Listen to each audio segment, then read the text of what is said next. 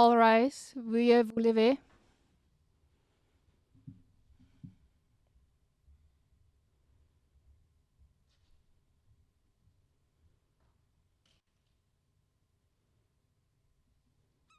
Please be seated. Voulez vous asseoir.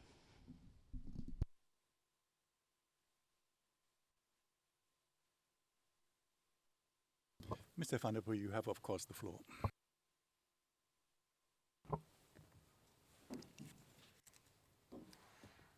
Thank you, Mr. President. Your Honors. We left off, I was about to talk about some of the evidence that we will present in this case, so I'll pick that up now. As the Chamber is aware, the prosecution's list of evidence contains over 6,000 items.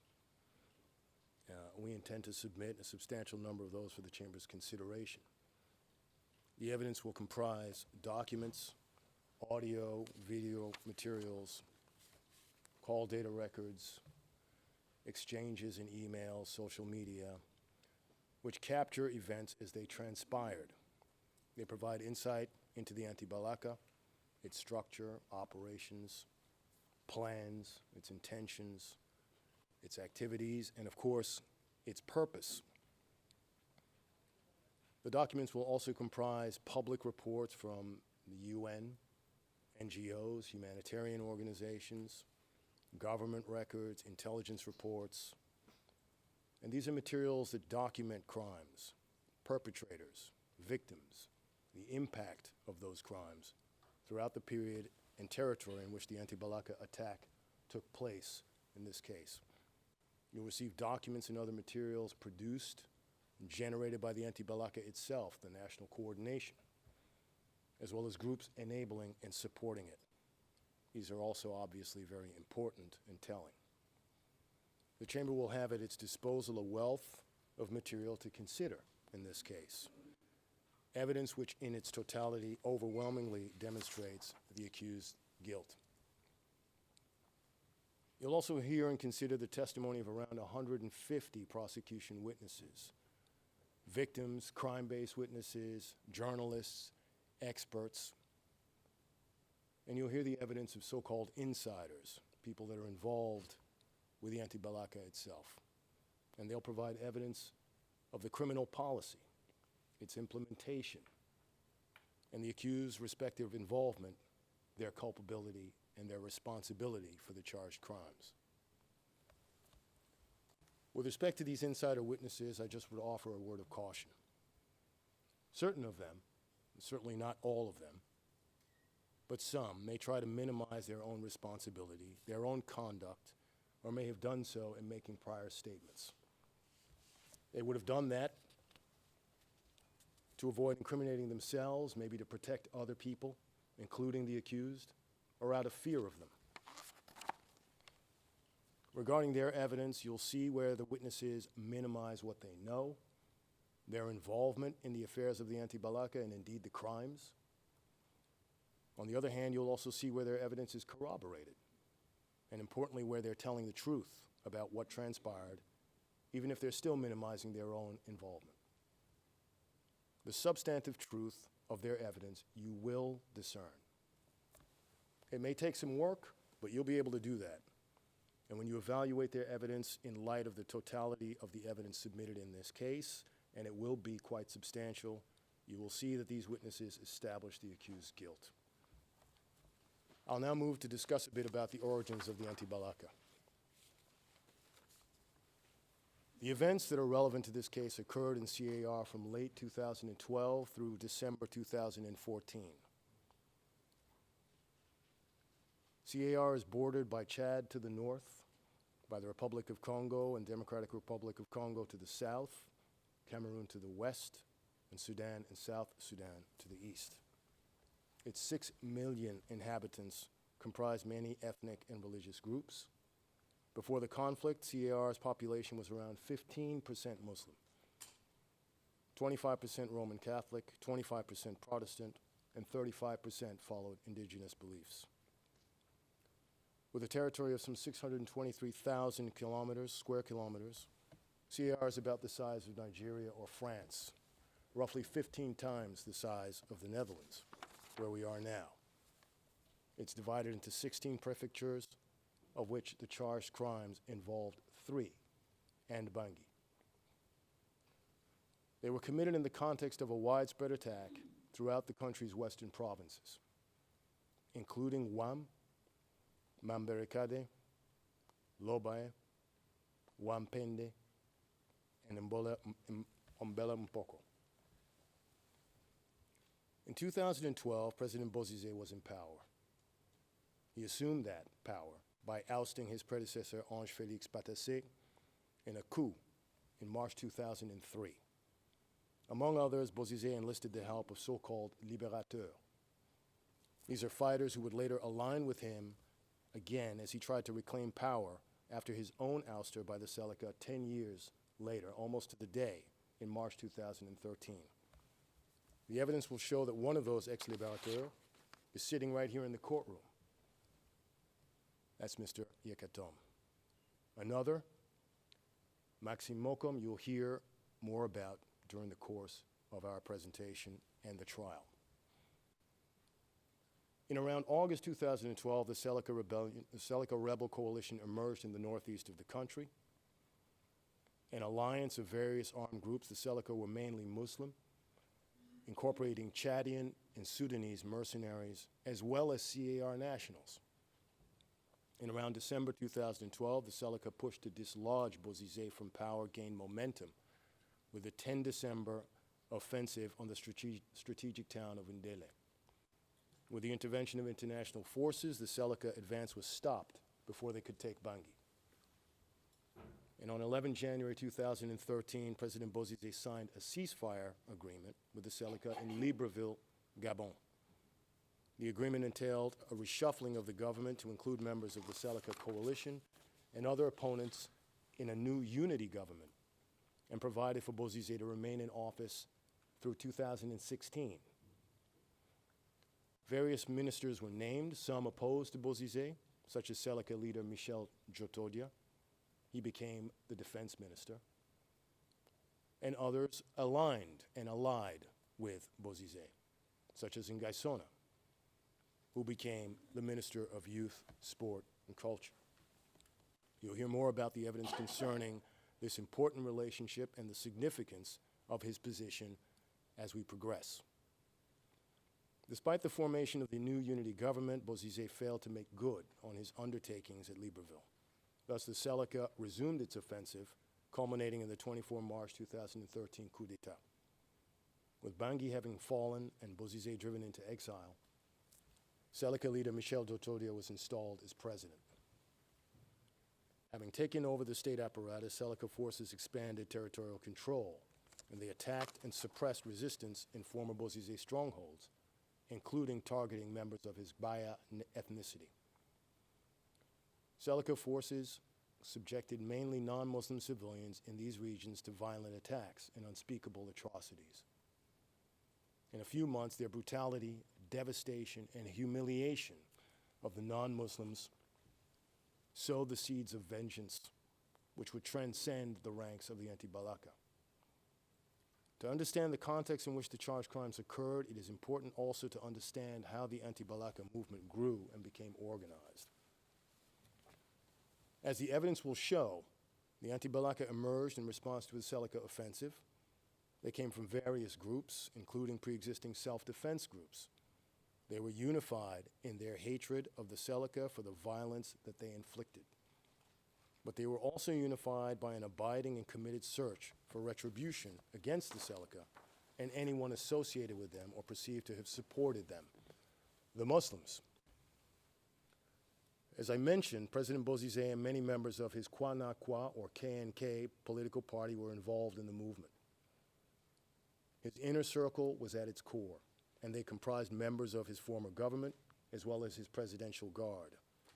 Bozizé also had the support of certain members of the FACA. The evidence will show that in response to the December 2012 Seleka offensive, 2 militias affiliated with the Kwa party were formed. One, the Comité d'Organisation des Actions Citoyennes, or COAC, and the other, Coalition Citoyenne contre les Rébellions Armées, or COCORA. The latter, COCORA, was formed under Ngaisona's patronage. The ostensible aim of these two groups was to foster self-defense against the Seleka. The reality, as you will hear during the course of the presentation, was more nefarious. A few months later, after the 24 March 2013 coup, and with the Seleka regime firmly in power, members of Bozizé's inner circle and others began organizing what became the Anti-Balaka.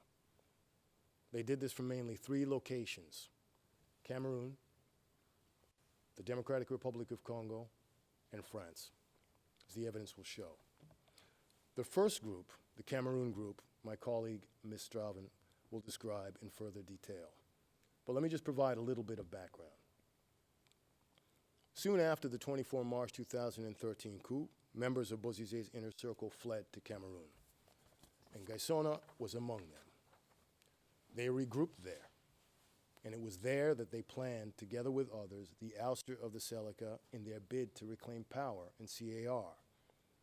Bozizé was there, as were members of his presidential guard, FACA members, as well as other key anti-Balaka figures. And Ngaïssona was there, together with Bernard Mokom, also a relative of Bozizé. And Ngaïssona, Bozizé, Bernard Mokom, and other influential actors in the movement met in Yaoundé and in Douala to work out their strategy.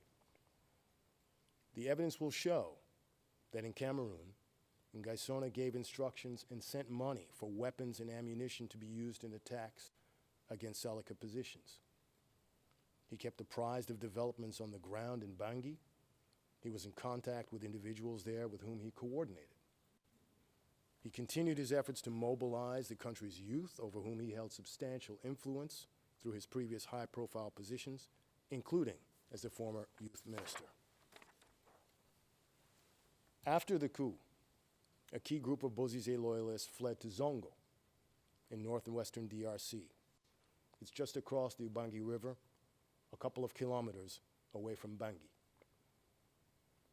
Among them was Maxime Mokom, who would become the Anti-Balaka operations coordinator in the formalized national coordination in early 2014. Members of the Presidential Guard were also there, and FACA members were there, as well as others. Some would later become key members of the Anti-Balaka national coordination. From Zongo, Maxime Mokom was a de facto Anti-Balaka coordinator. He secured money, weapons, and ammunition. He organized the deployment of Anti-Balaka elements, and he gave them instructions on when and where to attack. He was in contact with his father and Ngaïssona in Cameroon, and other figures in Bozizé's inner circle. Mokom was also in regular contact with comm zones in Bangui and in the provinces, and you'll hear that testimony in this trial. Around the same time, a third group fled to Kalangoi, DRC.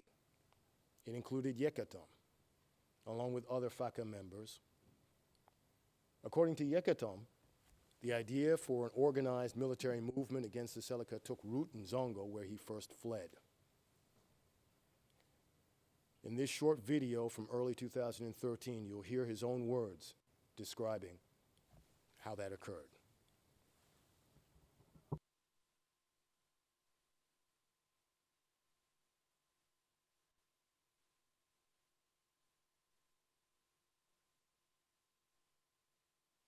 Et c'est de là-bas qu'on avait des idées de démarrer notre... Such translation, it was from there that we had the idea to start up our movement regarding the excesses of the soldiers. Translation at the moment. Thank you. Just to explain what's going on there, we needed a few seconds for completing the translation. Thank you. Mr. Van der Puyo, you may continue. Thank you, Mr. President. From Zongo, Yekatom went to Kalangoi, where he led a group of thousands of Anti-Balaka elements. He armed them, he prepared them to fight, and he trained them rigorously, according to one witness at Kalangoi at the time. Yekatom's instructions to his elements were clear: kill Selekas and Muslims. In Kalangoi, Yekatom began preparing for the offensive which eventually took place in Bangui on the 5th of December 2013.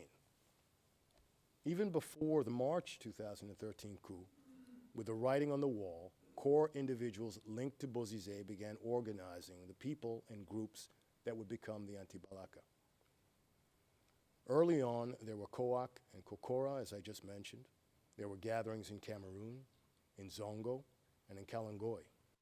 By June, Anti-Balaka groups began resisting Seleka repression and engaging them militarily. With the influx of former FACA members, they became more and more fortified and better organized. In early August 2013, Bozizé and members of his inner circle and their supporters met in Paris. There, they formed the Front pour le retour à l'ordre constitutionnel en Centrafrique, or FROCA. Ngaïssona, again, was among them. FROCA presented itself as a political action group which aimed to reclaim Bozizé's power. And as you'll see, a draft document produced in around July 2013 entitled Protocole d'accord politique pour la création du Front pour le retour à l'ordre constitutionnel en Centrafrique, the protocol document, sheds light on its true agenda. The document sets out, among other things, a plan stratégique. The strategic plan called for the group to galvanize human resources, financial resources, and materiel, to obtain secure communications against intelligence gathering, including through the provision of turayas, satellite phones, and you'll hear evidence of Ngaïssona's actions with regard to the procurement and distribution of those devices. It called for the setup of a flexible coordination capable of fast and efficient strategic action. And fourthly, I quote in French, remettre en confiance et faire adhérer Restore trust amongst the disenchanted members of law and order who have been disappointed and who are only waiting for favorable circumstances to revenge the affront inflicted upon them by the invaders, the Islamic invaders who fear neither God nor man. Anti-Muslim rhetoric. As mentioned, the 5 December 2013 attack on Bangui was seminal, essential. It marked the beginning of the end for the Seleka, and it was a part of the strategy of Bozizé and his inner circle to reclaim power. Ngaïssona played a part in its planning. Yekatom played a part in its execution. That day, 5th December, in the morning, around 1,000 Anti-Balaka elements, coordinated by Mokom from Zongo, together with Yekatom's elements, attacked from several directions. The coordinated effort targeted Seleka positions first. Camp Kassaï, Camp de Roux, Camp de Sapeurs-Pompiers, l'Assemblée nationale, and the Centre Protestant pour la Jeunesse. Anti-Balaka attacks on Muslim civilians soon followed. Make no mistake, this was not just a military attack against the Seleka, but part of a broader Anti-Balaka campaign to violently target Muslims in Western CAR. And I'll describe that as we go on. Christians were warned in advance and told to place palm branches in front of their houses, a mourning tradition in CAR, to identify to the Anti-Balaka non-Muslim households to be spared. As you'll hear, this modus operandi was also used in the Anti-Balaka attacks in Karno, BERBERATI, and Geng. The 5 December attack left Bangui reeling. Many civilians were killed, they were injured, thousands were displaced. And as the evidence will show, for Muslim civilians in Western CAR, things would only get much, much worse. After the 5 December attack, violence against civilians by both sides continued for several weeks.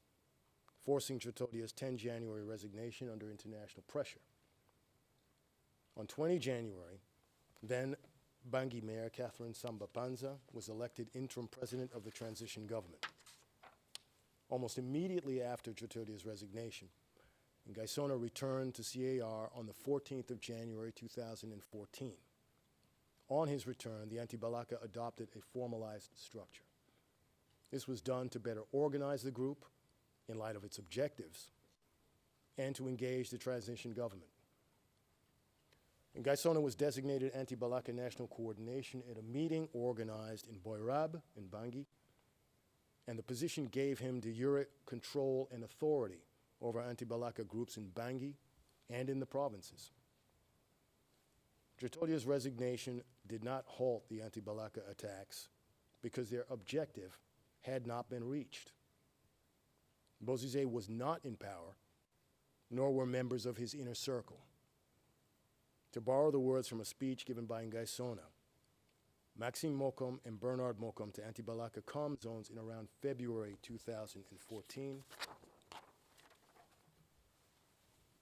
We have fought the Seleka, we arrived in Bangui, and we will not give up.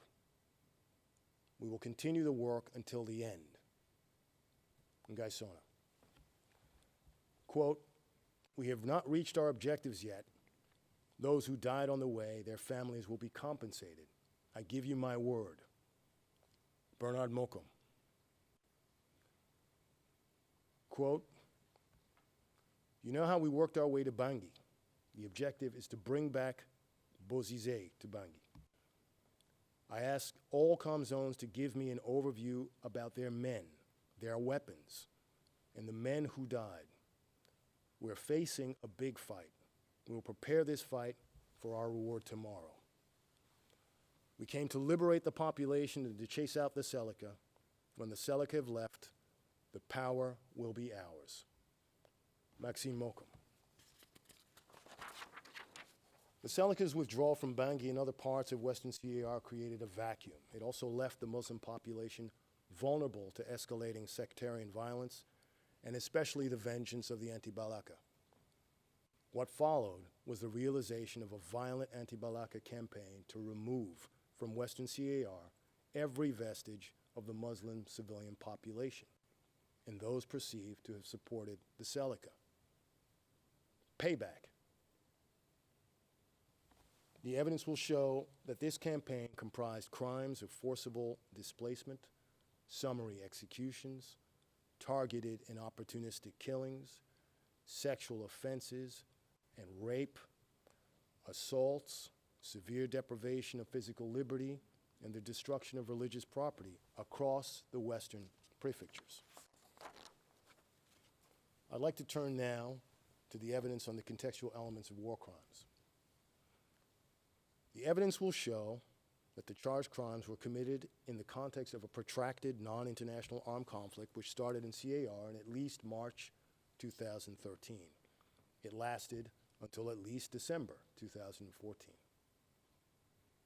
The conflict took place between armed groups with a sufficient degree of organization, notably between the Seleka forces and the incumbent Bozizé government, and later between the Seleka and the Anti-Balaka.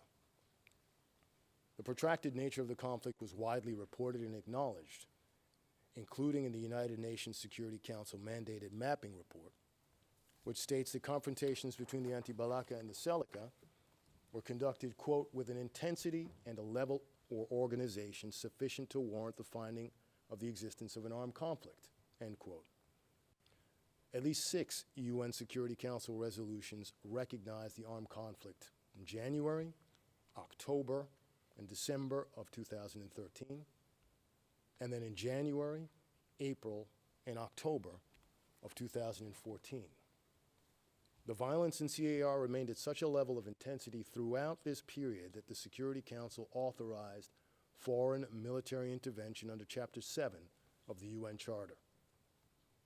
The period encompassing the armed conflict was also marked by several ceasefire agreements between the Seleka and their opponents, including the Anti-Balaka. There was the January 2013 Libreville agreement between CAR and the Seleka, the government and the Seleka. The June 2014 PARETO mediation engagement between the Seleka and the Anti-Balaka. You'll see that it's signed by Mr. Ngaïssona as national coordinator. The July 2014 Brazzaville summit agreement between the Seleka and the Anti-Balaka. You'll see again signed by Mr. Ngaïssona as national coordinator. Similar commitments were also made between the Seleka and the Anti-Balaka in Nairobi in April 2015. This time it was signed by other Anti-Balaka figures, including Maxime Mokom. And finally, in May 2015, the Bangui Forum for Disarmament, Demobilization, and Reintegration resulted in an agreement also signed by Ngaïssona as the national coordinator. Despite all these agreements, no peaceful settlement was reached, and the conflict persisted throughout 2013 and 2014 and onward. As to the second element, a sufficient degree of organization, the evidence will establish an existing structure, reporting mechanisms, and indicia of command and control within the Anti-Balaka leadership, as well as among its elements in Bangui and certain prefectures.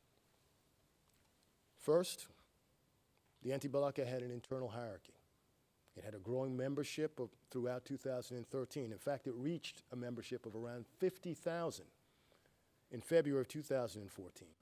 According to Ngaïssona, the figure was more around 70,000 elements under his control. It was marked by zone commanders, or com zones, appointed as chiefs of Anti-Balaka groups and operating within defined territorial areas. Com zones in the provinces were sometimes set up a structure mirroring the national coordination. They established local committees, coordinators, deputy coordinators, spokespersons, and so on. Take this example.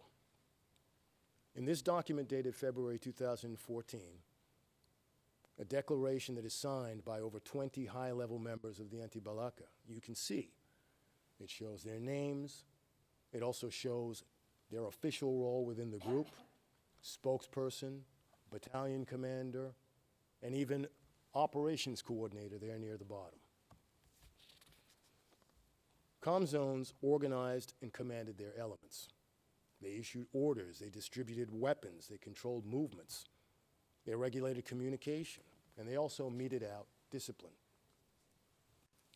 FACA members in the Anti-Balaka leadership positions often organized their groups in a military-like form. For example, Yekatom's group was organized in this way. He implemented an administrative structure. He assigned a secretary to maintain the group's official records, members' registrations, orders, and weapons requisitions. The evidence will show that the Anti-Balaka employed certain aspects of command and reporting structures. Com zones reported to Ngaïssona, or they reported to the operations coordinator. And when they were unreachable, they provided information to other members of the national coordination to pass on what they had to say, such as to the chief of staff. They also reported to local coordinators or prefectural coordinators. The evidence will show that the Anti-Balaka had the ability to plan and carry out military operations. FACA members provided elements with direction, leadership, and rudimentary military training, including on weapons use. And as my colleagues will explain, Yekatom organized his group's training at various bases in DRC and CAR. Each of the incidents you'll hear about, the charged ones and the uncharged ones, clearly demonstrate the capacity of the Anti-Balaka to plan and to execute a military campaign. Discipline was also implemented within the Anti-Balaka ranks and its structure. And the evidence will show that com zones could and did punish recalcitrant elements. They were also accountable to the national coordination. The evidence in this case will show that the accused played key and public roles in representing the Anti-Balaka. They represented the group at high-level meetings and negotiations, including, for example, with the transition president, Samba-Panza, in January 2014, where they presented their demands as a group, including for their participation in the government. and at the Brazzaville summit in July 2014. Now, the Anti-Balaka may not have looked much like an archetypal army, but even so, they were organized enough to topple a regime with a conventional army and armed forces at its disposal. That evidence speaks for itself. The Anti-Balaka had a clear group identity. They wore distinctive accessories during operations, armbands, headbands, and so on. They underwent traditional rituals and initiation rites. They wore distinctive fetishes, amulets called Gris-gris. This document, dated 2014, was issued by the National Coordination and refers to the Anti-Balaka elements being identifiable by their Gris-gris. I want to show you just a couple of photos. This is what they look like. Now, the evidence will show that in January 2014, the Anti-Balaka Coordination began issuing ID cards similar to the ones on this slide. They were signed by Ngaïssona and sometimes by other senior members of the group, such as Richard Bijouan, the ostensible chief of staff. And by July 2014, the National Coordination had issued about 10,000 IDs to the Anti-Balaka commanders and elements, including in the provinces. The Seleka were also sufficiently organized throughout the period of the charged crimes and the widespread attacks set out in the confirmation decision. As I mentioned, following the 24 March 2013 coup, Seleka forces took over existing state structures, resources, and its military. They operated under a military-like framework, with prominent Seleka commanders controlling groups within their respective bases in Bangui and in other areas of responsibility. The Seleka controlled military equipment, including heavy weapons, and demonstrated the ability to plan and carry out sustained military operations over a prolonged period. Despite the Seleka's official disbanding in mid-September 2014, its forces were not disarmed, nor were they demobilized. The factions that constituted the group remained intact, and as you will see, the UN estimated that the Seleka numbers grew to between 15,000 to 20,000 fighters in November 2013, from only around 5,000 fighters in March 2013. The evidence is really not contestable that armed groups involved in the conflict that engulfed CAR were sufficiently organized and able to plan and execute sustained military operations. I'd like to turn now to the evidence on the contextual elements of crimes against humanity.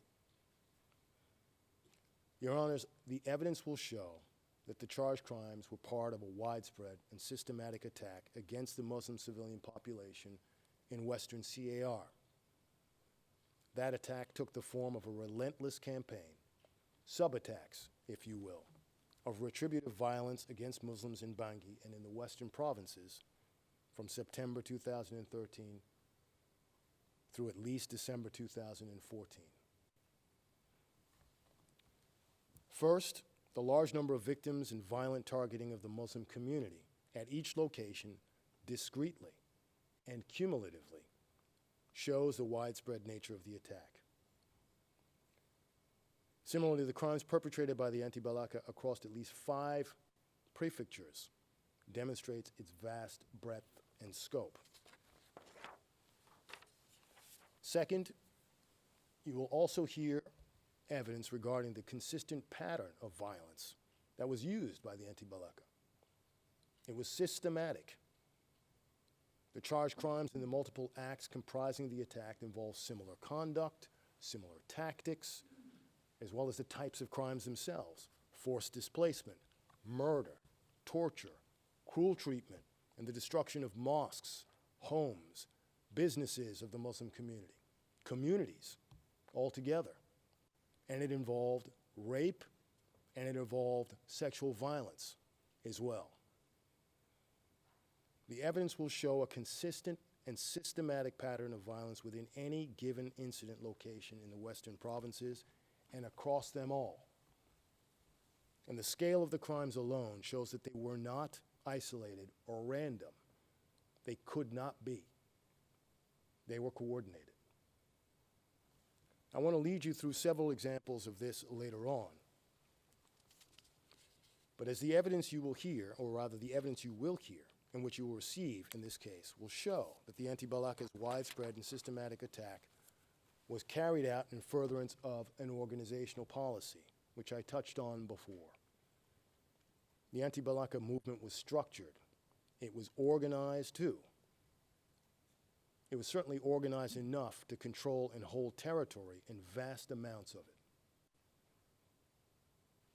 It clearly had the means and the capacity to carry out military operations, including, and unfortunately, against Muslim civilians. The Anti-Balaka's conduct and rhetoric betrayed an organizational policy which involved an element of criminality, to say the least. Namely, the criminal policy and common purpose which entailed violently targeting Muslim civilians perceived as collectively responsible for Seleka crimes. The criminal policy is not only inferable from the nature of the attack itself, but it was expressed in the statement of Anti-Balaka elements and leaders to get rid of the country's Muslims. You'll hear and see that undeniable evidence throughout this trial. The Anti-Balaka used statements, media interviews, press releases, public addresses to disseminate their message of betrayal by the Muslim population and of vengeance against it. Hate speech was endorsed and even promoted within the leadership. The evidence will show that its sponsors, like Froka, and its members systematically steered public discourse on the Seleka's victimization of the Christians community, which was undoubtedly true, but omitted any mention of crimes committed on a mass scale against Muslims by the Anti-Balaka. They even went as far as to falsely deny the group's involvement in such crimes, as you will hear that Ngaïssona and others did, or worse, to attempt to justify them. You will see how the Anti-Balaka's narrative deliberately and consistently conflated the Seleka and the Muslim population, and how its members even denied the legitimacy of the Central African Muslim community. From early on, the rhetoric of the members of Bozizé's inner circle, including Ngaïssona, as well as their supporters, pitted Christians against Muslims. They portrayed Muslims collectively as traitors, as collaborators, as foreigners, as invaders, aiming to impose Sharia law and to enslave the country. As the evidence will show, this portrayal was not inconsequential. It was impactful. The Anti-Balaka made all Muslims their targets not only because they experienced victimization at the hands of the Seleka, but also because they were wrongly and deliberately manipulated to believe that retributive violence was an heroic, patriotic, and justified course of action. They were given a structure, finances, weapons, direction, coordination, and a political voice and political cover, all of which Ngaïssona contributed to. He did that along with promoting the organizational policy which entailed the brutal violence which I was just describing. The evidence in this case will leave no doubt about the pervasive anti-Muslim animus which existed and persisted in the ranks of the Anti-Balaka, and you'll hear more about that as we proceed. I'd like to show you a short video from Bosangoa on the 5th of December 2013. And in this video, you'll see an Anti-Balaka element describing how the Seleka killed and decapitated his brother, and how he had to flee the village. And that once the Seleka left, he had to collect his brother's mutilated body parts. Another Anti-Balaka explains how they kill Muslim civilians because, quote, they do the same to us, end quote. We could just play that video. Seleka. Les Seleka ont pris une épée et lui ont crevé les yeux. The Seleka took a sword, they struck his eyes out, they decapitated him, and they hacked him all over his body. All over his body. I fled, and when they left the village, I returned. I took a bed sheet and picked up the pieces of my brother's body, and I placed them in a grave. So, rebels, when you find them in the bush, you kill them because that is the same thing they are doing to us.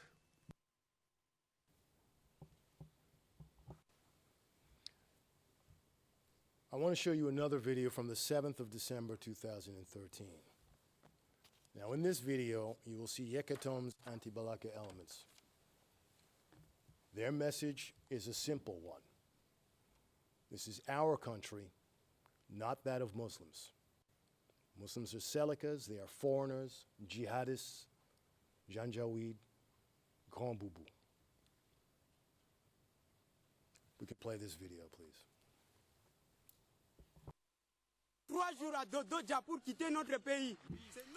We are giving them 3 days to leave our country.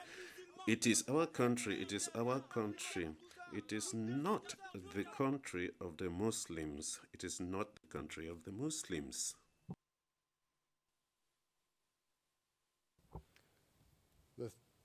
This 31st January 2014, posted on behalf of the Anti-Balaka Facebook account, speaks for itself. We're ready to sacrifice them all because Muslims are only 3% of the population in the north. They're about to disappear soon because they're trapped and they're targeted for a counteroffensive. Communications among individuals directly involved in structuring, equipping, and organizing the Anti-Balaka also provide evidence of the intense anti-Muslim animus promoted within the group. In those communications, key participants openly discuss the intended violence and revenge against all Muslims. For instance, in a 9 August 2013 exchange, one collocutor notes the situation in Bangui, that everyone is waiting for the overthrow and revenge against the Muslims. Quote, "Je te dis, I'm telling you, everyone is waiting for the overthrow to take revenge on the Muslims." He goes on, that even if Bozizé arrived with very few men, the population would take care of the rest. Quote, "Oui." Yes, we know that, and it is for that reason that he decided to speak. We will come like a thief in the night, and the rats will be captured. A 5 December 2013 conversation among Anti-Balaka, updating each other on the situation concerning the Bangui attack, provides, quote, "For the moment, nothing good, except the reprisal on the population, sauf la représaille sur la population." Referring to the Bossengoa attack, one interlocutor states, "On nettoyait Boro ce matin." Boro, as you will hear, is a predominantly Muslim district in Bossangoa. On the 13th of December 2013, Levi Yakite, he told an interlocutor about Muslims in PK5. He says this, "S'ils ne font pas attention, If they are not careful, it will be the grave for them. They must understand that they are strangers, they are foreigners, and that they cannot dominate us in our own country." There's no doubt that countless lives were destroyed throughout the country at the hands of the Seleka. This generated a strong impetus for retribution against Muslims, and the evidence will show that the Anti-Balaka leadership knew this, they instrumentalized it, and they exploited it. The evidence in this case will show that the thirst for vengeance against the Seleka and their perceived supporters was a time bomb. It took but a spark to ignite it and to unleash the hatred, the fear, and the violence which lay at the heart of the Anti-Balaka attack against Muslim civilians in Western CAR. The charged crimes were a part of that attack. They were preceded and followed by other serious and multiple acts and crimes against civilians. These began in earnest around September 2013, leading up to the 5 December 2013 Bangui and Bossangoa offensives. The evidence will show how the Anti-Balaka attacked Muslims in all manner in various towns and prefectures.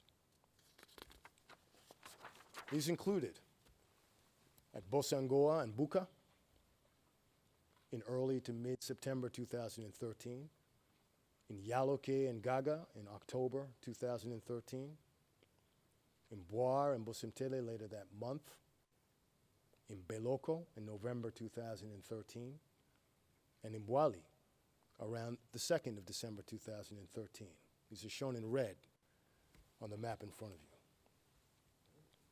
Some of these locations were again attacked on the 5th of December 2013. Others were attacked shortly thereafter, such as Bohong on the 12th of December 2013. In the aftermath of the 5th December 2013 Bangui and Bossangoa attacks, the Anti-Balaka crimes increased in frequency. Djotodia's 10 January 2014 resignation really had no effect. If anything, the Seleka's retreat exposed vulnerable Muslims to the Anti-Balaka's relentless attack through December 2014, including the crimes committed by Yekatom and his elements through the 28th of February 2014, and the crimes committed in Bossangoa, including the forced enclaving of the Muslim civilians there, which lasted until April 2014, as well as the siege laid against Muslim civilians and their serious mistreatment which followed. The evidence will show that the Anti-Balaka also continued to commit multiple violent acts and crimes in the western provinces. And I want to just briefly outline a few of those. After the Bangui and Bossangoa attacks, and after Djotodia's resignation, and after the Seleka's retreat to the north and east of the country, the Anti-Balaka continued to commit multiple violent acts and crimes throughout the western provinces. I will highlight just a few of those. In Gaga, Zawa, Yaloke, BOSSEMPTELE, Gwen, Karno, Boda, and BERBERATI. The multiple acts committed in these locations impacted a large number of victims. They involved a large territorial or geographical area. They were perpetrated in a consistent pattern in furtherance of the strategy and common purpose, which I alluded to before. And they occurred over a very long period of time. They involved continuing crimes, including the forcible transfer of the Muslim population and their forced enclaving, which lasted through the end of 2014. Some describe these enclaves as an open-air prison. Under siege by the Anti-Balaka, most of these enclaves lasted through the end of the charged period in this case, and others well beyond that, into 2016 even. I'll start with Yaloke, 17 January 2014. In the Yaloke area, the Anti-Balaka moved swiftly after the Seleka's withdrawal in mid-January. They progressed through villages of Gaga and Zawa, killing Muslims in both locations. Muslim residents fled their attacks, and some wound up in Yaloke. The Anti-Balaka followed, moving on to Yaloke, but they did not attack immediately. On the 22nd of January, after mediation efforts of intervening French forces failed, the Anti-Balaka began its attack on Yaloke's Muslim community. They killed and injured several Muslim civilians, and a young girl was raped, sadly. You'll have the testimony of her mother in this case. They pillaged and burned Muslim houses and shops, and over the next month, the entire Muslim population of Yaloki had to be evacuated by international forces to Cameroon and Chad, mainly. The violence didn't stop there. In around April 2014, the Anti-Balaka intercepted a large group of nomadic Pearl, also Muslims. They were fleeing other Anti-Balaka attacks from other villages. And the Anti-Balaka killed several of the men, forcing 500 to 600 remaining Pearls, mostly the elderly, women, and children, into an enclave in Yaloki. They were confined there under threat by the Anti-Balaka and made to endure deplorable conditions throughout 2014 and 2015, during which over 40 people died of malnutrition and preventable infections. Let me turn to BOSSEMPTELE, just about a day after the Yaloki attack started. The Anti-Balaka attack on BOSSEMPTELE began around the same time. Again, they killed several Muslim civilians. They pillaged and burned Muslim houses and shops, mosques. And again, Muslim civilians fled en masse or otherwise took refuge in the town's Catholic mission. By July 2014, almost all of the town's Muslim population had been evacuated.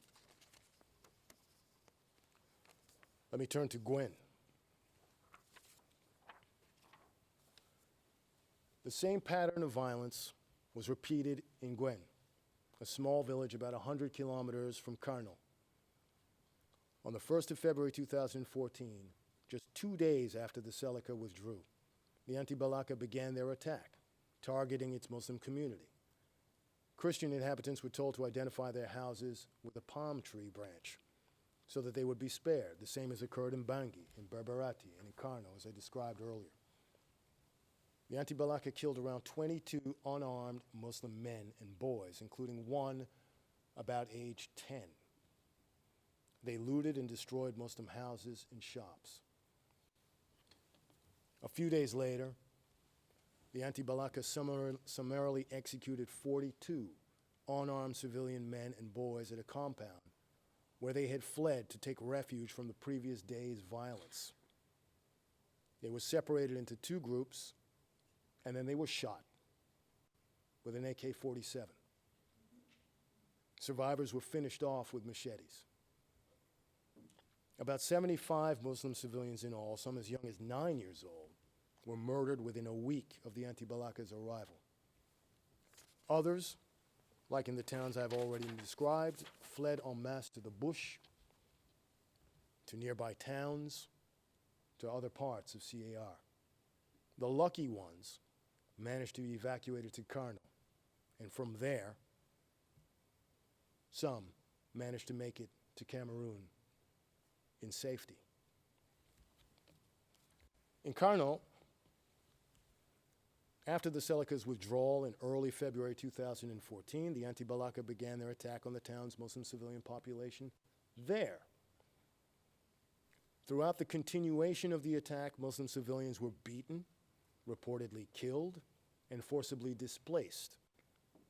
Most fled to nearby villages or to Cameroon or to Chad when they could. Others took refuge at the Catholic Church, joining Muslims fleeing neighborhoods and villages in more distant towns, such as Gen, Yaloke, Bosembele, Bozum, Baoro, and BOSSEMPTELE. They had to be secured by international forces. Under siege, thousands of Muslim civilians remained enclaved at the church in Karno. The Anti-Balaka remained just outside the compound gates or blocking the entrance and attacked those who dared to leave. Most of the civilians inside were women and children. There, they were forced to endure deplorable circumstances, and they faced shortages and poor access to medicine. The continued Anti-Balaka threat forced the Muslim civilians to remain in the enclave throughout 2014 and into 2016. Let me just turn to Boda. The events in Boda were also part of the widespread and systematic attack against Muslim civilians in Western CAR. The attack was committed in furtherance of the criminal policy, which I described earlier. And the evidence will show that in February 2014, around 45,000 people lived in Boda and its surrounding villages. Around 12,000 Muslims lived there, and 30,000 non-Muslims resided in the town. On 5 December 2013, at the same time as the coordinated attacks in Bangui and in Bossangoa, the Anti-Balaka launched a failed offensive in Boda. Following skirmishes with the Anti-Balaka, the Seleka finally withdrew from Boda on around 28 January 2014, just as they had done in other towns soon after Djotodia's resignation. In the early morning of 5 December 2014, the Anti-Balaka began their attack on the Muslim population. They were reinforced by another group of Anti-Balaka to help cleanse Boda of its Muslim presence. They didn't achieve their objective that day because French forces again intervened, as they had done just days before in Yalouké. As witnesses described, the Anti-Balaka's targeting of Boda's Muslim population through murder, rape, forcible transfer, deportation, displacement, as well as their persecution, persisted. During the course of the attack, Muslim civilians fled to safety in a handful of central neighborhoods, where they remained enclaved, bounded by a virtual red line monitored by international forces. And crossing that line carried the threat of death for them at the hands of the Anti-Balaka. It's a common refrain that the evidence in this case, unfortunately, proves. The Muslim civilians of Boda were fully dependent on the protection of international forces, and within weeks, the enclave more than doubled in size, from 6,000 to 11,000, and then to at least 14,000. Those who tried to leave in search of food or firewood were hunted down by the Anti-Balaka. Throughout 2014 and far beyond, continuing Anti-Balaka violence and threats forced Boda's Muslim community to endure deplorable circumstances within the enclave. I'll now turn to BERBERATI.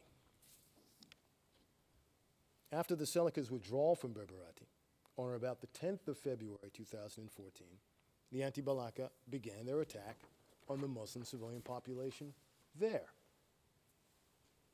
The attack centered on Muslim neighborhoods and killed several civilians. In coordination with elements from other areas, the Anti-Balaka systematically looted Muslim homes and shops. They destroyed around 900 houses in the 2nd and 5th arrondissement. They pillaged and severely damaged the town's mosques, the Central Mosque and the Taqwa Mosque. Hundreds of Muslims took refuge at a local church, from which they were evacuated to another by Miska, joining other Muslims who were also fleeing nearby towns. They remained at the church compound there under threat by the Anti-Balaka, as the number of Muslims that were enclaved soon rose into the thousands. They faced difficult conditions, as you've heard, with exactly the same case in the several towns I've just described. They had limited access to medical care. They were totally dependent on the church and NGOs for food and sustenance. And by April 2014, international forces had escorted and evacuated thousands of displaced Muslims from BERBERATI, mainly to Cameroon. As the evidence will show, all of the Anti-Balaka elements involved in these crimes and acts were linked to their leadership in Bangui. To borrow a phrase from pretrial chamber 2, quote, they were formally and politically under the umbrella of the national coordination, end quote. A national coordination which the evidence will prove, and I don't think this is even contested, was headed by Mr. Ngaïssona. Not only were they linked politically and formally to the national coordination, but they were linked ideologically, as reflected in their anti-Muslim animus. And of course, they were linked operationally in implementing that ideology through the criminal policy and criminal purpose. That ideology being to target the Muslim civilians in violent retribution for Seleka crimes and atrocities. Yekatom and his group did exactly the same thing in Lobaye. Such was the nature of the Anti-Balaka attack in Western CAR, of which the charged crimes were a part. Charged crimes in which, as the evidence will show, Ngaïssona was complicit. Let me say that again. Charged crimes in which the evidence will show Ngaïssona was complicit. Charged crimes which, as the evidence will show, Yekatom ordered and committed. Mr. President, Your Honors, this concludes my presentation, and I will yield the floor to my colleague, Ms. Straven, who will continue and detail the evidence concerning Mr. Ngaïssona's criminal responsibility. Thank you.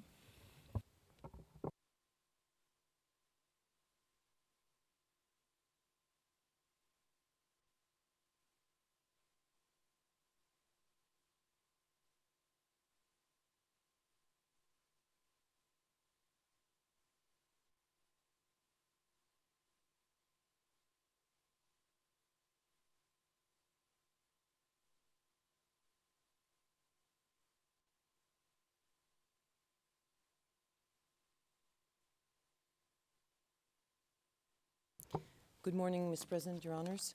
I will continue with Ngaïssona's individual criminal responsibility. Your Honors, the evidence will show, beyond reasonable doubt, that Patrice Edouard Ngaïssona bears individual criminal responsibility for the Anti-Balaka crimes committed in Bangui, in Bosangoa, and in the villages along the PK-Mbaiki axis in the course of the group's attacks on the 5th of December and in the aftermath of these attacks. Evidence will show that from at least June 2013, Ngaïssona, Bozizé, Lévi Akete, Bernard Mokom, Maxime Mokom, and others designed and implemented a strategy to reclaim political power in the CAR. As a member of Bozizé's inner circle, Ngaïssona assisted in mobilizing, structuring, financing, and arming a fighting force, later known as the Anti-Balaka, and composed of the youth, members of Bozizé's Presidential Guard, FACAs loyal to Bozizé, and pre-existing self-defense groups. Their aim, to oust Djotodia, the Seleka regime, and anyone perceived to be a Seleka supporter. Evidence will also show that Ngaïssona knew that the Anti-Balaka were fueled by vengeance and hatred of Muslims who they blamed for Seleka atrocities. He knew that based on their religious, national, or ethnic affiliation, the Muslim population as a whole was perceived as complicit with and responsible for the Seleka crimes. He knew that once properly mobilized and turned into a capable fighting force, the Anti-Balaka would violently target the Muslim civilian population and commit the charged crimes. Your Honors, Ngaïssona's charges were confirmed under two alternative modes of liability: as an aider and abettor under Article 25(3)(c), and for contributing to the commission of crimes by Anti-Balaka acting with a common purpose under Article 25(3)(d). Neither mode requires the person's contribution to meet any specific threshold. Nevertheless, the evidence will show that Ngaïssona, by virtue of his role, acts, and omissions, contributed significantly, if not essentially, to the commission of the crimes. The prosecution will also demonstrate that Ngaïssona's contributions were aimed to further the Anti-Balaka's criminal activity and that they were made in the knowledge of their intention to commit the charged crimes.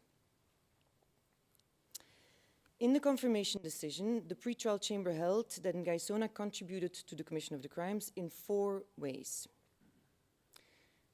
By taking steps to structure the Anti-Balaka, by financing the Anti-Balaka, including for the purpose of weapons, by issuing instructions to the Anti-Balaka, including in relation to the 5 December attacks and the attacks preceding it, and by liaising with Anti-Balaka members exercising key functions, including Bernard Mokom and Maxime Mokom.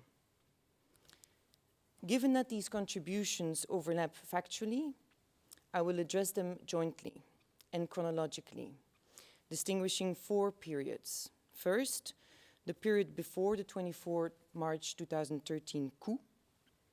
Second, the period after the coup, when Ngaïssona joined Bozizé in Cameroon.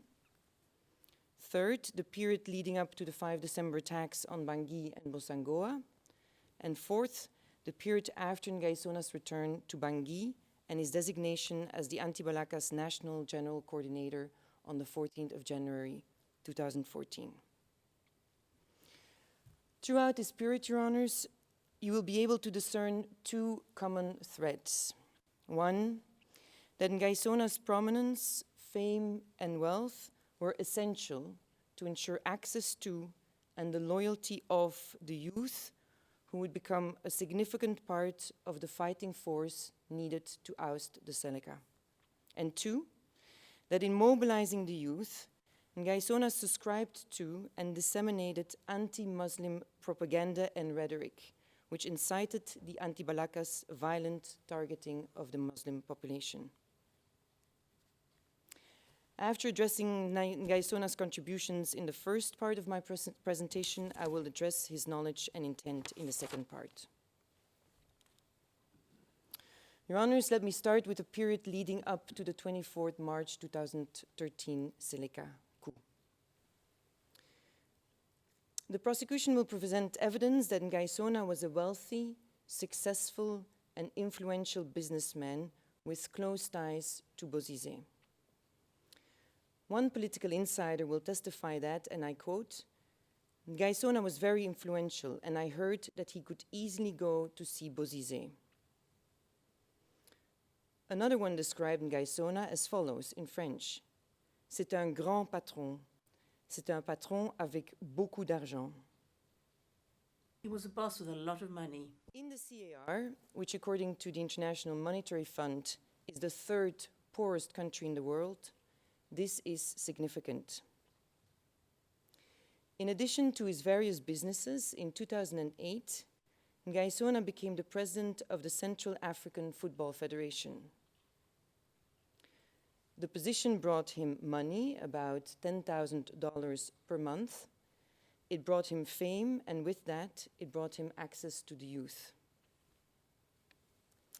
As the president of the Football Federation, Ngaïssona held influence over youth coordinators throughout the country. Their popular football activities depended upon his sponsorship. Ngaïssona's link to the youth was reinforced by his position as an elected representative of Bozizé's KNK political party.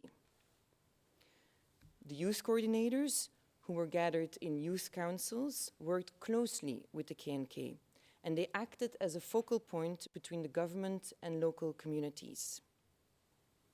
The structure, which had been established under Bozizé, provided formal channels through which to coordinate and mobilize the youth. They were so embedded with the government that they were nicknamed the Youth of Bozizé. Your Honors, you need to see the structure and Ngaïssona's influence over the youth through the lens of the median age in the CAR. The median age is the age that divides a population into 2 numerically equal groups. That is, half the population is younger than this age and half is older. The median age in the CAR is approximately 20 years old, making it one of the youngest populations in the world. Compare this to the Netherlands, where the median age is 42 years old. In this context, these youth coordinators and youth councils must be seen for what they are: organized groups comprising large chunks of the population, easily reached and easily mobilized. And that is exactly what Ngaïssona and members of Bozize's inner circle did. They reached and mobilized the youth to implement their strategy to reclaim power in the CAR. Ngaïssona's access to such a readily mobilized force made him essential to the Anti-Balaka movement. As Ngaïssona himself would later explain, and I quote, "I agreed to be the spokesman for the Anti-Balaka, the people's emancipation movement, because they were unrepresented. I said, why me? They said, because you stand with the youth." Your Honors, having explained the significance of Ngaïssona's standing, wealth, and influence, let me now address what happened in the months leading up to the 24 March 2013 coup. The prosecution will present evidence that shows that in response to the Seleka advance in December 2012, 4 months before the coup, 2 militias linked to the KNK and the youth councils I mentioned earlier were formed, Kokora and Koak. Ngaïssona assisted in the mobilization, funding, and arming of both militias. During the trial, you will hear from an Anti-Balaka military insider that, and I quote, "At the end of 2012, Ngaïssona started mobilizing and organizing the youth into auto-defense groups to stop the Seleka advance towards Bangui. While Steve Yambete, a lieutenant in Bozize's presidential guard, created Koak, Ngaïssona and Levi Yakite created Kokora. The two groups soon merged, and their purpose was to mobilize the youth to erect barricades and checkpoints throughout Bangui and in Bimbo. The presence and dominance of the youth within the ranks of these two militias was no accident. It was their purpose. At the various barricades and checkpoints, the youth, who were armed, were tasked with identifying Muslims perceived to be aligned with the Seleka. In response, they detained, searched, and arrested Muslims, some of whom were never seen again. Your Honors, several witnesses will explain how the creation of Kokora and Koak marked the beginning of a centralized effort to hold on to political power by demonizing the CAR Muslim population as a whole. The individuals who participated in this effort were part of a core alliance of those loyal to Bozize, linked by various attributes. Their Gbaya ethnicity, a shared history as libérateur who fought to install Bozize a decade earlier, as political allies in Bozize's government, as members of his KNK political party, or as loyal members of his presidential guard or the FACA. Ngaïssona was part of this core alliance, which used existing political platforms and constructed new ones to shape public discourse. The public discourse that they would soon disseminate was one of hatred against the Muslim population. Your Honors, the evidence will show that in an effort to hold on to power in the face of an advancing and highly weaponized Seleka, on the 27th of December 2012, Bozize delivered a powerful speech to his supporters at the Place de la République in Bangui. This speech would be the first in a series which blurred the lines between Seleka and Muslims, equating Seleka with Islam and branding all Muslim foreigners. In this speech, Bozize did exactly this, saying about the Seleka, and I quote in French, "Ce sont tous des étrangers," or again, They are all foreigners. Not a single Central African amongst them. Janjaweed or Toroboro. He told the population to be vigilant of foreigners who live in the fenced houses, a thinly veiled reference to the Central African Muslims living in Bangui, who he declared had assisted the Seleka to kill. He said this, and I quote in French, "Soyez vigilants dans Watch out, in particular, for foreigners who live in fenced houses. dans des concessions clôturées. Ils ont They have the l'habitude de habit cacher des of gens dans hiding leurs people concessions. in their Ils compounds. attendent le désordre They total wait for avant de complete sortir disorder et de passer before à getting out l'action and en moving vue de into tuer action les gens, in order to tuer kill les gens, people, de tuer kill les the gens. people, to kill the people. Despite several references to so-called peaceful resistance, Bozizé called on the population, especially the youth, to take up weapons and to go to war against the enemy, an enemy who he conflated with ordinary civilians. Evidence will also show that at this rally, Yakete insisted that they were surrounded by traitors, which he referred to using the Christian term des Judas, but that the foreigners would have to walk over their dead bodies before they would ever cede power. In short, la patrie ou la mort. Our fatherland or death. Just days later, Bozizé repeated this divisive rhetoric, declaring that the CAR had become two countries, one belonging to the Janjaweed and the other one to the true Central Africans, les vrais Centrafricains.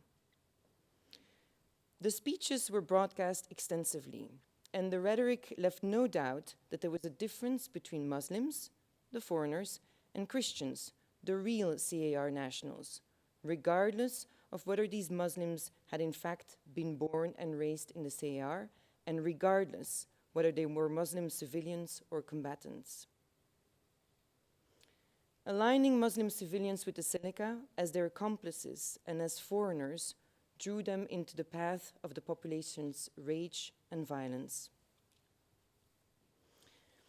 At the same time, the youth was asked to fight, or as Yakete put it, and I quote in French, C'est pourquoi nous That is demandons à why la we jeunesse ask our youth centrafricaine in de ne pas Central avoir African peur. Republic S'il not faut to be mourir, afraid. If alors they il have faut to mourir die, pour votre then they pays, have to die for their mourir country, pour la liberté, die for pour freedom, vos petits frères, die for your mourir little pour l'avenir brothers, de vos enfants, for the future of your mourir children, pour l'avenir. die for our future. Your Honours, evidence will show that in the following weeks, Ngaïssona, Bozizé, Yakete, and Nyambete repeated and reinforced the same anti-Muslim rhetoric. On the 4th of January 2013, Ngaïssona called for support against the so-called, and I quote, enemies of the nation who decided to bring trouble by bringing Sharia law and who want to use Islamism to destroy the country.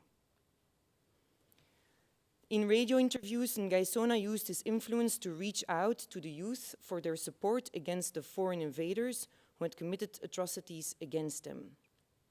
He said, and I quote in French, La République The Central centrafricaine African ne doit pas Republic être envahie must par les not be étrangers. invaded by foreigners. Given his influence over the youth, and as a reward for his previous involvement, a few weeks later, on the 3rd of February 2013, Ngaïssona was appointed as Bozizé's Minister of Youth. Nyambete, who had created COAC a few weeks earlier, was appointed as his chargé de mission jeunesse, Responsible sport, for youth, art, sports, arts and culture. Evidence will show that as the Minister of Youth, and amidst concerns of an impending coup, on the 15th of March 2013, Ngaïssona publicly reaffirmed the youth allegiance to Bozizé, their commitment to his defense, and their readiness to devote themselves to defend the country. The next week, on the 22nd of March 2013, Ngaïssona told the youth to stay calm and that they would be called upon when needed.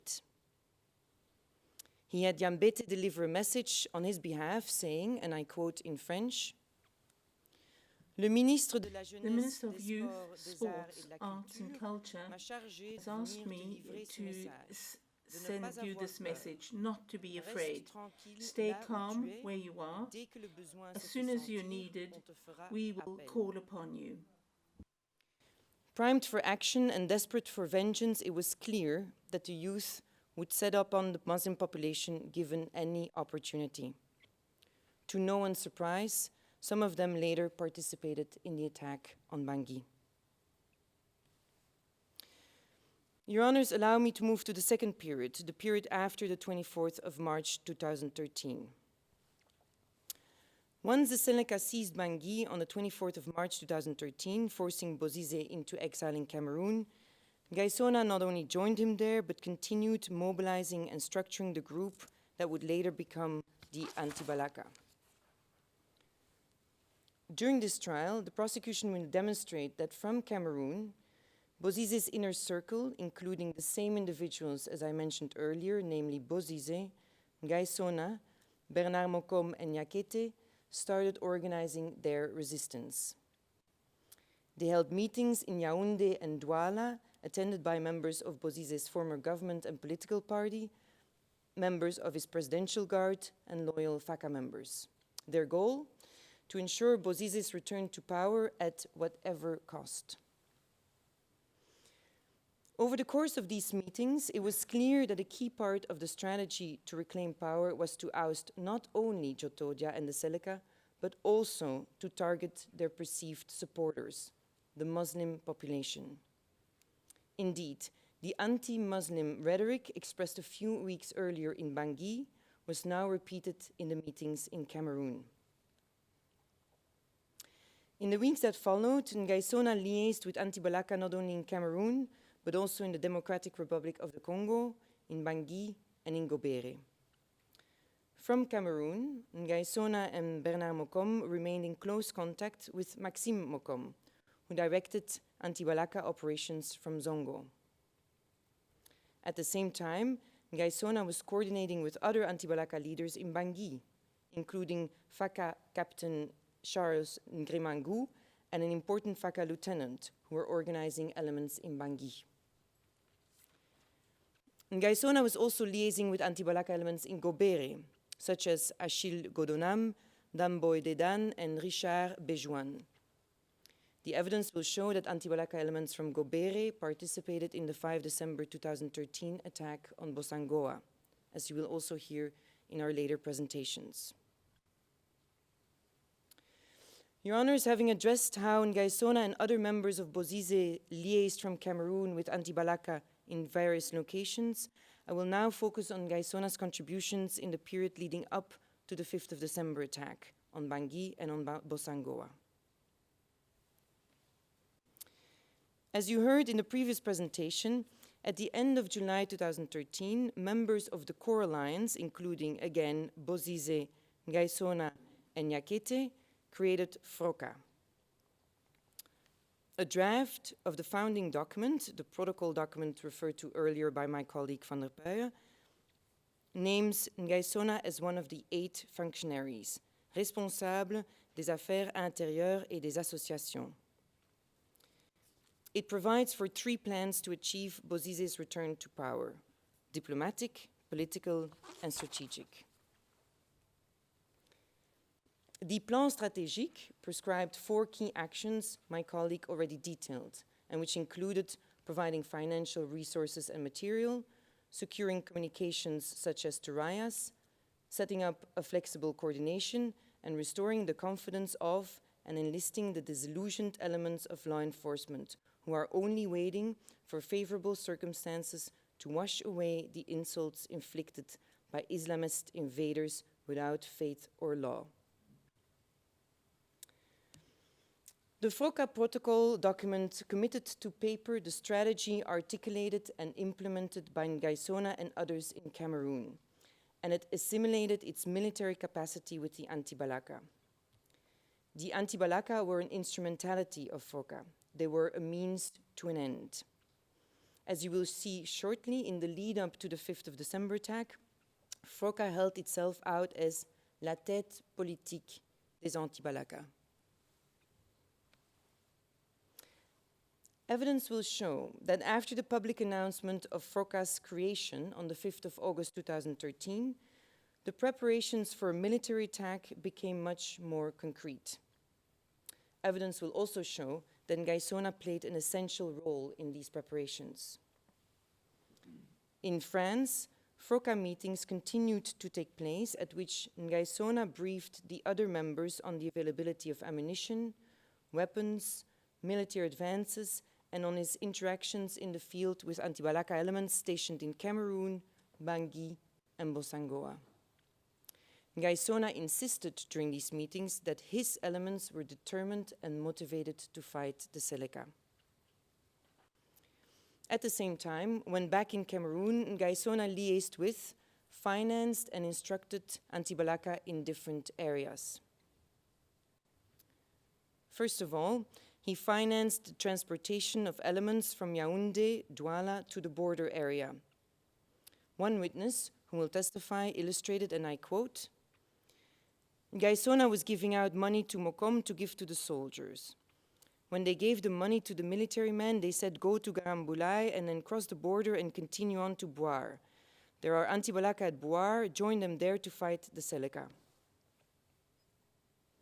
Moreover, contemporaneous Facebook communications will show that Ngaïssona and Bernard Mokom went to Bertoua and to Garambulai in early September 2013 to meet and discuss recruiting into the ranks the archers of Boar. Here you can see in the second message, the last line in French, Ngaïssona et Mokom sont à Bertoua et Garambulai. Ngaïssona and Mokom are in Bertoua and Garambulai. Ammunition was provided approximately 10 days later. Here you will see, le vieux Mokom est parti avec Ngaïssona. All Mokom left with Ngaïssona to Bertoua and for the border with ammunition and medication. In mid-October, they met again, this time to provide not only ammunition, but also medication and thurias, exactly as foreseen in the FROCAP protocol document we saw earlier. On the slide, you can see here in the second message, the first line, oui, le vieux Mokom est resté là-bas. Yes, all Mokom stayed there. Ngaïssona is supposed to have brought back Turayas. Integrated into the Anti-Balaka, Ngaïssona and Bernard Mokom ordered them to attack the Seleka in Boar, alongside Faka and Presidential Guards, which they did on the 26th of October 2013. Here you say in the second message, ah oui, tout cela est la cause. Yes, all of that is the cause of the fact that Ngaïssona and Mokom took the initiative to attack Boar. Your Honour's evidence will also show that Ngaïssona's and others, excuse me. I'm asked that you perhaps slow a little bit down when the translators that they can follow you. Thank you, excuse me. I was also questioning, are we going to break at 45? Or? No, we are going to break at 1 o'clock. Your Honour's evidence will show that Ngaïssona and others provided money to the Anti-Balaka in Zongo to buy ammunition. Both Facebook and email communications reflect that in early October 2013, Ngaïssona had money, food and equipment brought to Zongo to be further dispatched to the field. Here you see an email saying, and I quote in French, Concernant la situation du pays, concerning the situation of the country, our information unit was informed of the provision of financial and material support to the elements on the other side of the river for coordination with Bangui and Boali, Bwangolo and Bozum. Similarly, the prosecution will call witnesses who will describe how Ngaïssona and others frequently liaised with and visited Anti-Balaka elements in the area of Bosangoa, including Bozize's hometown Bonzambe, as well as Gobere, providing them with money, food, weapons, and ammunition. As one insider explained, the investigators asked if Ngaïssona helped us when we were in Gobere. Yes, he helped us there. 3 times we received money from Ngaïssona when he was in Cameroon and we were in Gobere.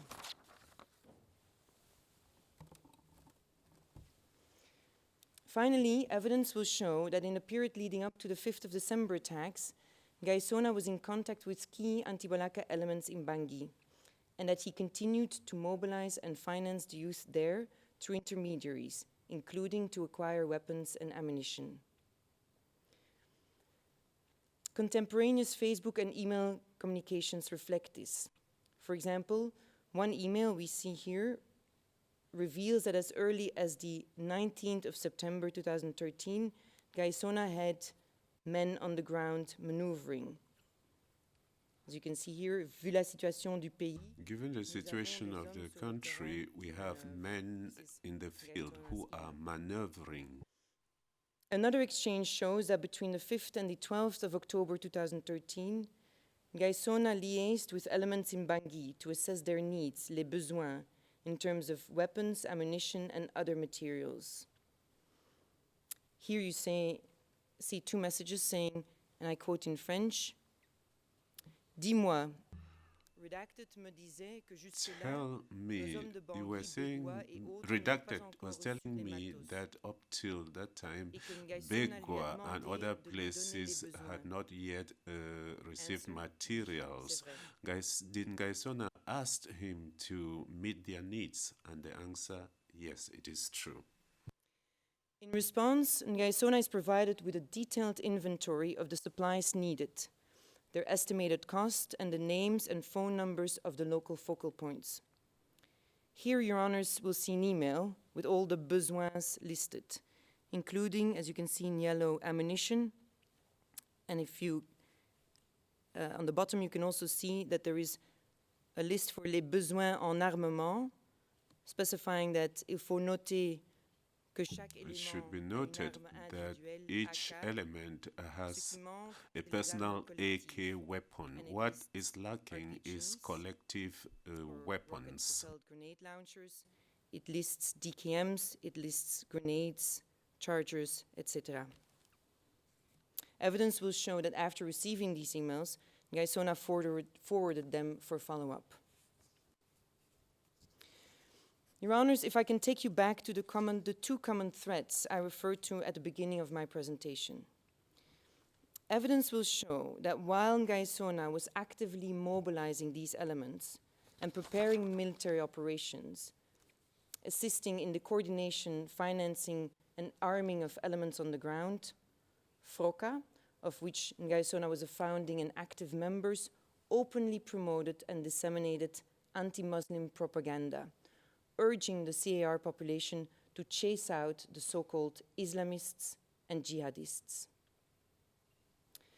As you can see here from the quotes, in August-September 2013, FROCA used the threat of Islamization to frighten and mobilize the population, claiming that the CAR had to be protected from the foreigners, meaning Muslims presumed to support the Seleka, including civilians and regardless of their nationality. The alarmist and inflammatory language repeated what Bozizé, Ngaïssona, and Yakete had expressed earlier that year, as well as the tenor of the Cameroon meetings. The propaganda was designed to fuel and exploit the hatred of the Seleka and of the Muslim population as a whole. And with success.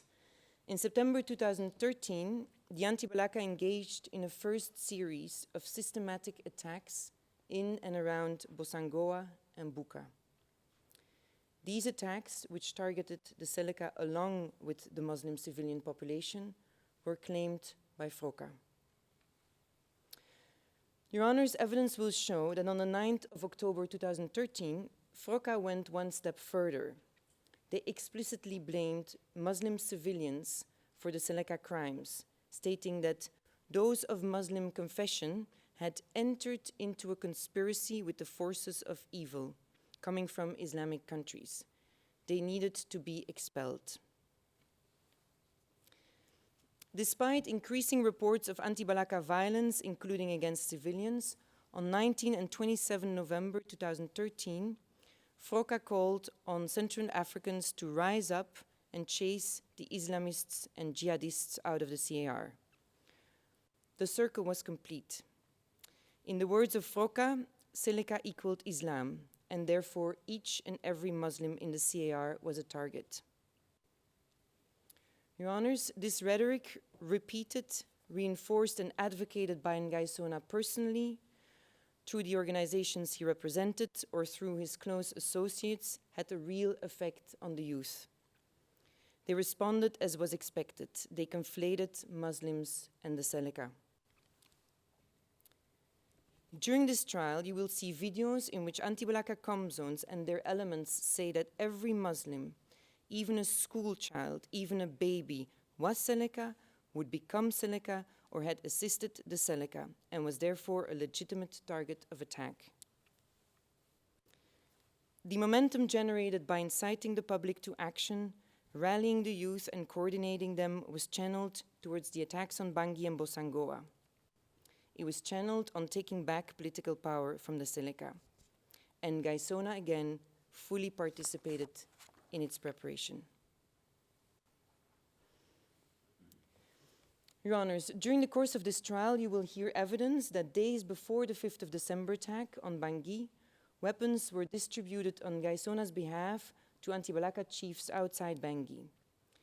Ngaïssona also placed orders for ammunition both with local providers and was involved in the supply of ammunition from the DRC to the CAR. In addition, Ngaïssona issued concrete instructions in relation to the attack on Bangui. For example, in November 2013, Ngaïssona summoned an important FACA member to Cameroon to provide him with instructions to return to Bangui to coordinate the Anti-Balaka's attacks. Around the same time, he provided instructions to the group of an important FACA lieutenant in Bangui. Around the 24th of November 2013, Ngaïssona ordered Anti-Balaka elements in Boar to reach BOSSEMPTELE in 3 days in anticipation of the attack on Bangui, and a few days later, on or around the 27th of November 2013, Ngaïssona and Bernard Mokom ordered Anti-Balaka elements in Zongo to cross the Ubangi River to Bangui. In line with these preparations, Anti-Balaka groups from Bosangoa, Buka, Boar, Bossembele, and Zongo marched towards Bangui to carry out the 5th of December attack. That day, thousands of Anti-Balaka elements executed a coordinated offensive, proceeding from different directions, attacking multiple locations under different commanders, all the while in constant phone contact with one another. Although Seleka positions were targeted first, Muslim civilians soon followed. As you will hear in more detail from my colleague Ms. Anderson, the Anti-Balaka also launched a contemporaneous attack on Bosangoa. The evidence will show that the attack on Bosangoa was coordinated by Maxime Mokom from Zongo, and that it was executed by elements who had gathered around Gobere. The Gobere group had split into 2 groups. One group descended to Bangui to attack Bangui, and the other one remained behind to attack Bosangoa. As I already mentioned, Ngaïssona was in direct contact with the Anti-Balaka elements in Gobere and in Zongo, and had provided them with money, food, weapons, and ammunition. Ngaïssona was fully aware of the 2 attacks. Not only was he in contact with the Anti-Balaka on the ground, Froka also immediately claimed responsibility for the attack. Indeed, as the attack was underway in Bangui, Froka acknowledged the following in an international radio interview. The restoration of the constitutional order is ongoing today in Bangui. We are reclaiming the space and the political structure to save our citizens within the context of FROCA. And we are also claiming the contribution of our young brothers and sisters who are in action. We are together and we are the political leadership.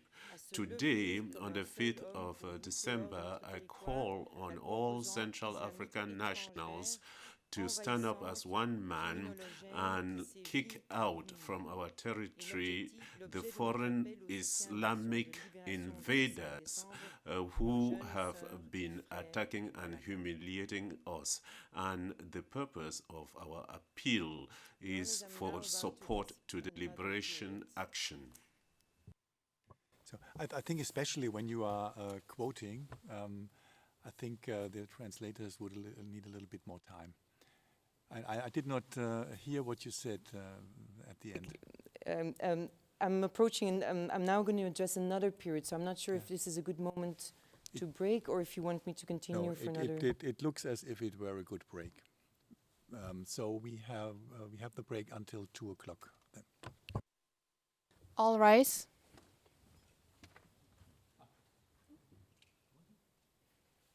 Wait a moment, please. Just a second, please. Ms. Dimitri, please. Apologies, Mr. President.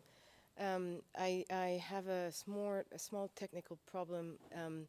As you know, some of our team members are following from the office, and they're trying to help us to annotate, but they do not have access to evidence 2, and the ERNs are only indicated on the screen. So I'm asking if for the Yekatom period, you would allow for an additional team member to be present to help us annotate when the prosecution is quoting evidence, because we're never going to be able to track down the ERNs. I think if there is no problem with our measures against the COVID, we think we would have to figure this out during the break with the registry. If not, of course, we would not have a problem from the side of Thank you the very bench. much, Ron. Thank you. So now break until 2 o'clock. Thank you. All rise.